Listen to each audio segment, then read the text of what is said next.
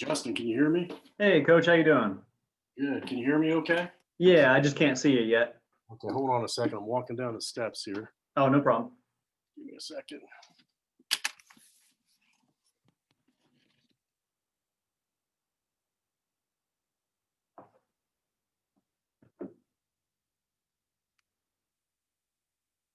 Oh, perfect. How you doing, coach? Good, good. How about you? Can't complain. I'll go ahead and start recording if that's all right. Yeah, All yeah. right, coach. So just take me through when you decided that this was the right decision to make for yourself and for your family. Um, I don't know. I think I've known for a while. I just kind of have always thought that with a decision like this, that at least for me, in high school football, that I always kind of thought that maybe when the day was going to come, that doing it after the first of the year was probably appropriate for me. And I just thought that if you did it right after the season or a few weeks later, that and then we're leading into Christmas time, that things were just a little too close, a little too emotional. And I mean, I've known for a while that there was a good chance it was going to happen. That this might be it for me, and so that's kind of what I did.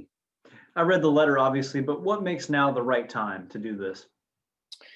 Well, I think so that I'm not selfish toward our school and our program. I didn't want to delay anything. I wanted our administrators to have an opportunity to go out and find somebody to, pick up the baton, if you will, and advance our program and take it to another level if possible. But I just didn't want to put anybody in a bad spot. I didn't want to wait later into the spring and knowing that I probably wasn't going to come back. I just thought it was fair, and it's all about the kids anyway. And I wanted them to have an opportunity to be successful. Where do you think the program grew the most or changed the most from when you first took over all those years ago to now? Well, I think our program, I've had some time to think about that. It's a good question. I think the things maybe that we improved the most was our mental toughness. I think that um, I think that was addressed immediately way back in 2001. We made it to the state semifinals, and we just had to change some things and how people viewed our program and how then the players viewed it, and kind of prioritize their focus in a little different direction.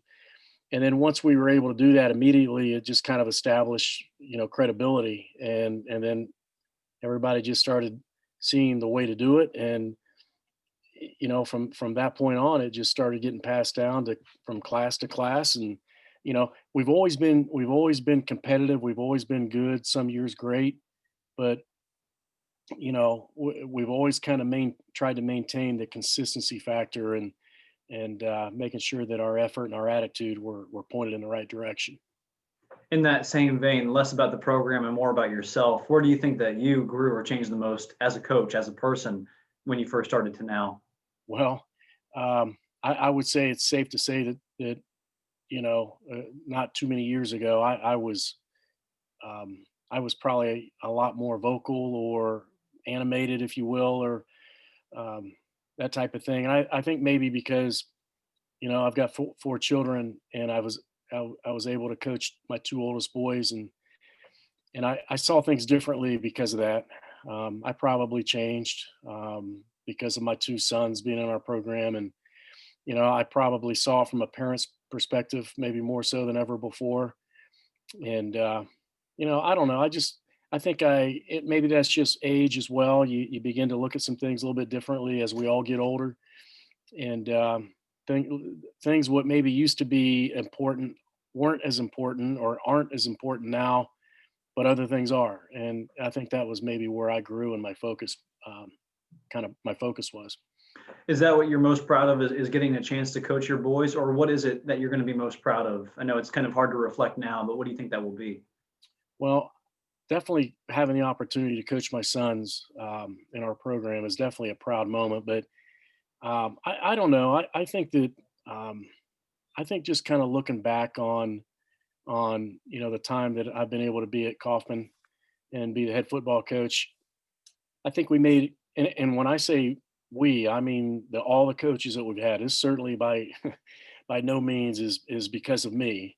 But I just look at what we've done with the players, and how a lot of them have grown into great people and great young men and husbands and family men and that whole thing. And we always like to say that football is a small part of it.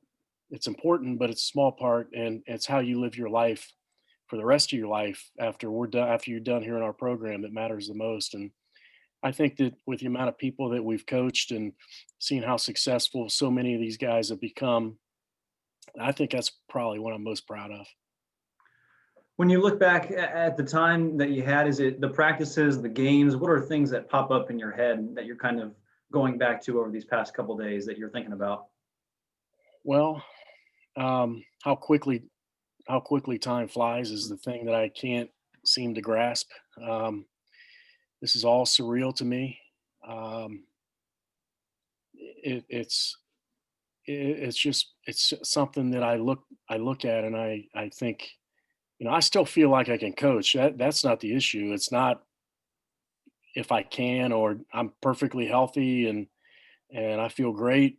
And I just think that sometimes maybe taking a break or a little bit of time away is maybe something that's really beneficial. And um, I don't know. I just look back on the time and how quickly time has flown by, and it really makes you think and maybe put some things in perspective. Ohio has some of the best high school football of any of the states in the country, specifically Central Ohio. You talked about consistency and mental toughness, but what do you think it was and is about Kaufman that stands out from the rest of the schools in the area and in the state? Well, I mean, Dublin, in and of itself is a great place to be. Okay, it's a great community and all of that. So I think it starts with that. We got great parents, great people. They put their kids in position to be successful. They have high expectations, not unlike a lot of places in Ohio. There's a lot of places just like us, but if you match the expectations by the parents, the kids learn how to do that administratively. Our superintendent down to the assistant principals in our building, everybody's on the same page. And I just think that allows us to be so competitive, not just in football, but in all sports. And, it just kind of gives our kids an added advantage, I think, mentally, knowing that this is how you need to do it and this is how we do it. So you just need to perform and do the best you can. We don't always succeed and win every single game, but at the same time, we are successful in most games. That's all the questions I had for you, Coach. Is there anything else that you want to add for people that might be watching? No, I just really appreciate the opportunity to coach high school football and particularly at Kaufman. And there's been so many great people along the way that have helped me. And um, start with my family, my wife Jennifer, and kids, and it's been a great ride. Well, thanks so much for your time, Coach. Enjoy your retirement, whatever that looks like, and hopefully you get a party soon once all this is over. Thank you very much. All right, take care. Yep. When's it going to be on? It might be on today at 6 o'clock. I'll have to talk to Jared about that. Maybe 11, but it'll definitely be on our website too. Okay. Awesome. Hey, All right. thank you. Thanks, Coach. Bye. Bye.